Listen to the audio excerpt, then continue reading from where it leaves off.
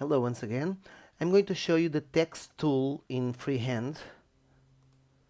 It was an amazing text tool. I still think it's one of the best tools and ways of entering and editing text. I'm going to show you just a few things. Let me just start by dragging a box, and then we had this kind of uh, header or something like this, a tab to create tab stops. We had already the predefined tab stops that would work by default. So if we press something like this and then we pressed the tab key, it would advance to the next tab stop, something like this. And then if we pressed again, it would go to this one. But if we created tab stops manually, it would ignore the ones that were already set. So let me just delete all of this. Oh, of course, we could also have the first line indent defined here. So this is how text was entered and edited in freehand when it was still alive and not murdered by Adobe. Let me just make this a little smaller. Instead of 24 points, let's just make it 16. I would like to make it bold, and we could define the distance manually. We could define the first line indent. It could be negative or something like this, or it's hard to. I'm working with a lower resolution screen.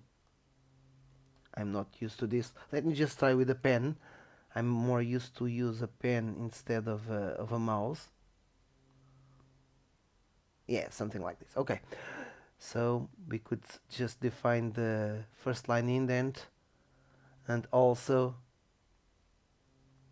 this, the distance from the left. Besides this, we could use, let me just grab this. Oh, and this could also double click. I could also double click and define numerically how things should work. Um, Now with tabs, let's start with something like an index entry. So index entry, and then of course we should have something with the page number at the end. So we just drag left align tab. Yep. So sorry. I want to drag it here. Yep. So now tab and page 127, and of course this will always align to the left.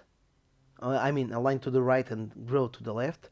And double clicking this, we could just set it to position 334. It will be an even number, an integer number, and we could define the leader. So it will always fill this, as you can see. Or we could use even another character, for instance the plus sign, and it would fill this with plus signs. I'm just going to turn off the leader, or just use this one. Okay. Oh, sorry, I defined the new tab. I just want this one. Okay. And instead of using a right aligned tab, I could set it to decimal, and this means that I could type something like 347.34. So the dot, the decimal point would be aligned with this tab.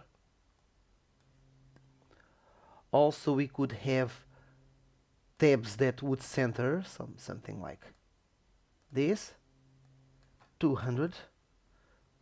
Okay, so everything is centered here, and we could have another tab stop here, and this would be a right aligned, so let's just make it 340. So tab, and now we could have several tab stops inside the line, and everything would be visually adjustable. This was much easier than trying to set tab stops numerically. So we could just drag this along, and it would just work great. It was quite easy. Of course, this would disappear as soon as we clicked away, and each line could have different tab stops. Let's just drag one here. In this line it copied the ones before, so I don't need those. I just want one that grows to the right, so it's a left aligned tab, and then right aligned tab here. So if I press tab, I go here. So it was quite easy to adjust the text. Another thing, let me just type something like this. I'm just creating a long text. Select all, copy and paste, paste, paste, paste. Whenever we had a filled box, it was completely filled, we had this signal saying, oh, there's more text, but I can't show it because it's outside of this box. So what could we do? Let me just paste a few more. I really want a big text. And so we could have something like, for instance, this, and the text would go here, and not yet enough, so the text could go inside here. Let me just make this bigger, a bigger text. And of course, if this was ungrouped, let me do, sorry, modify, and I'm using modify. It should be ungrouped. No, I'm just going to edit the points.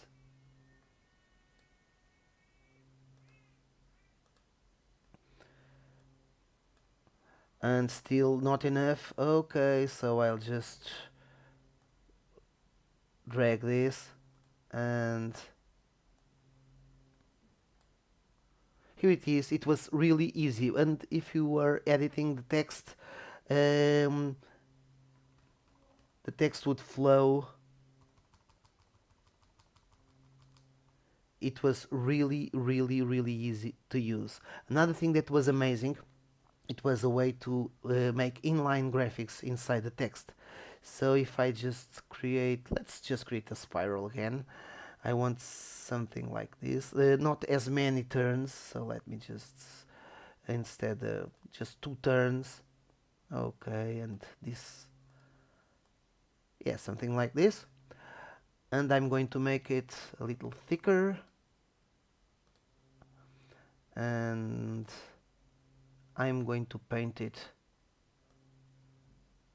magenta, and now I'm going to just zoom in. So I want this a little smaller, so I'm going to the scale tool,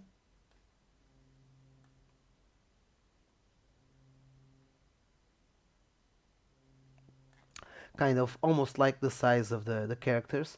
I'm going to make it even a little bit more thick. Yep, something like this. So I could just now